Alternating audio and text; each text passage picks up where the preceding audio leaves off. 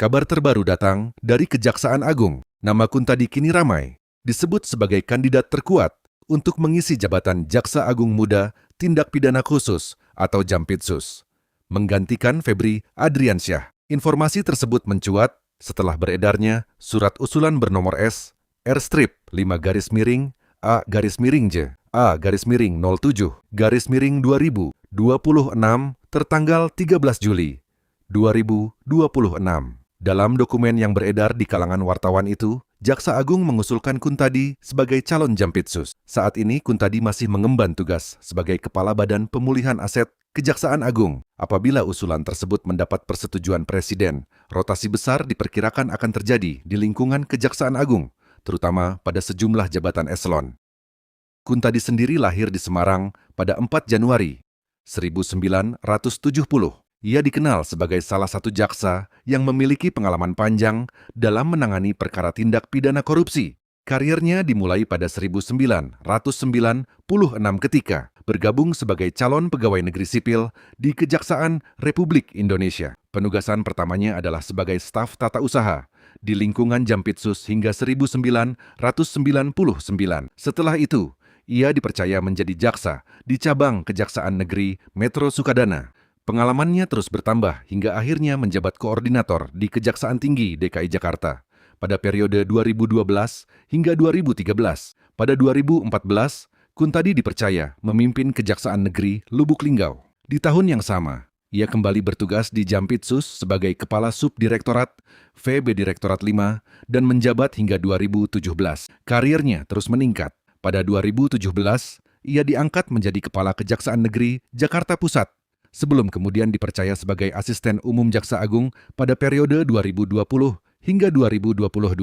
Puncak karirnya di bidang penindakan terjadi ketika ia menjabat Direktur Penyidikan Jampitsus pada 2022 sampai 2024.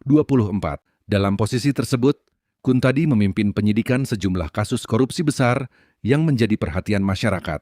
Beberapa perkara yang ditanganinya antara lain dugaan korupsi tata niaga timah dengan nilai kerugian negara yang diperkirakan mencapai 303 triliun rupiah, kasus proyek BETS 4, GE Bakti Kominfo, serta perkara ekspor crude palm oil atau CEPO. Secara resmi dapat kami laporkan bahwa sekarang tanggal berapa ini?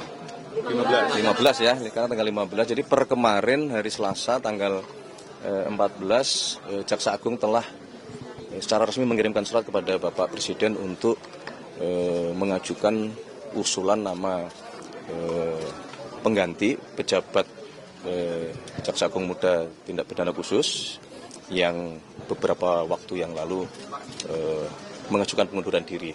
Dan kami mohon waktu untuk memprosesnya karena memang ada mekanisme istilahnya adalah TPA ya. Jadi nanti ada tim penilai akhir yang memang selama ini mekanismenya demikian. Jadi karena suratnya baru masuk kemarin, kami mohon waktu. Mungkin hari ini akan segera kita tindak lanjuti apa yang diusulkan oleh Jaksa Agung. Pak Kuntadi apa ya? Yang diusulkan untuk namanya Pak Kuntadi, Kepala Badan Pemulihan Aset itu Hah? betul namanya Pak Kuntadi diusulkan Jaksa Agung. Ya kalau berdasarkan suratnya. Ya. Selain Pak Kuntadi ada kayak ke Jaksa Agung juga diusulkan juga ya Pak? Ada, tapi mohon maaf kami tidak hafal satu persatu baik nama maupun jabatannya. Tapi nanti pada waktunya kalau hasilnya sudah diputuskan pasti akan kami sampaikan kepada teman-teman media dan kepada masyarakat. Berarti Kepresnya kapan Mas? Kepresnya? Ya nunggu tadi proses tadi. Iya, insya Allah nanti mungkin ini termasuk salah satu yang kita butuh percepatan dibanding dengan proses-proses yang lainnya kan gitu. Pekan ini bisa Mas? Hah? Pekan ini Kepresnya bisa ditandatangani? Insya Allah. Mas Pras, Kita akan bekerja lebih cepat. Ke Hambalang Mas, dalam pemanggilan untuk pembahasan ekonomi apa, Pak Lut dan yang lainnya?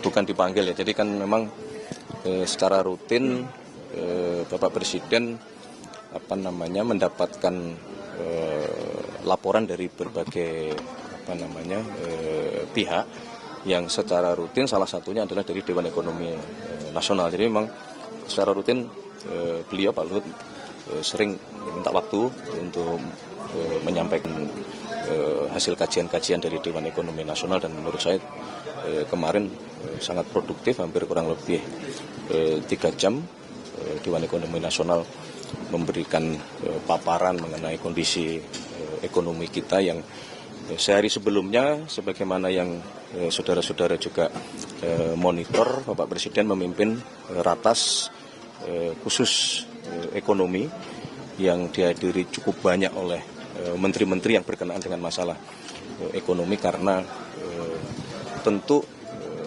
dengan dinamika di Timur Tengah yang kembali menghangat, itu kita perlu mengantisipasi beberapa hal, terutama untuk satu, menjaga masalah fiskal kita, manakala menghangatnya dinamika itu misalnya akan berpengaruh kembali terhadap harga minyak.